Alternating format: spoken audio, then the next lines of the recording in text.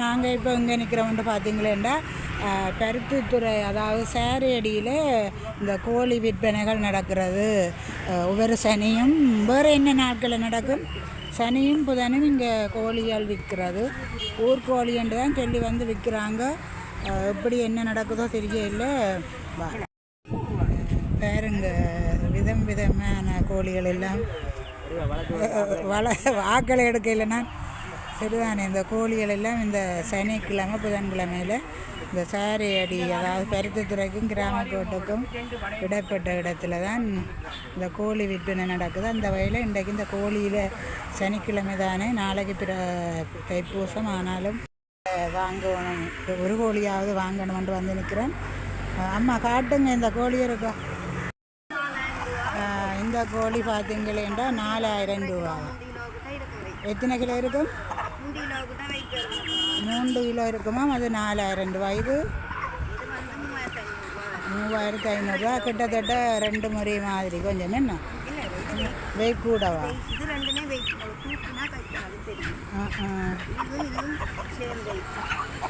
2 முறை வெயிட்டா? நாங்கள் தூக்கி பார்த்தா தான், நம்ம தூக்கி பார்த்து தான் கோழி வாங்கணும். என்ன பேரத்து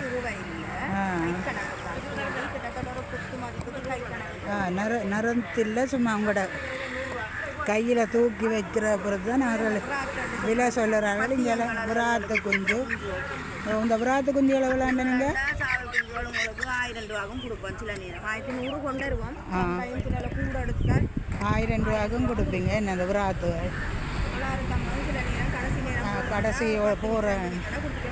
சரி சரியா, ஓகே. இந்த கோழிகள் கொள்வனை செய்கிறார்கள் வந்து இந்த சேரியடி பகுதியில் கொள்வனை செய்யலாம். இது வடமராட்சியில் பருத்தித்துறைக்கும் மந்தியைக்கும் இடையில் தான் இந்த ஒரு விற்பனை இடம் இருக்குது.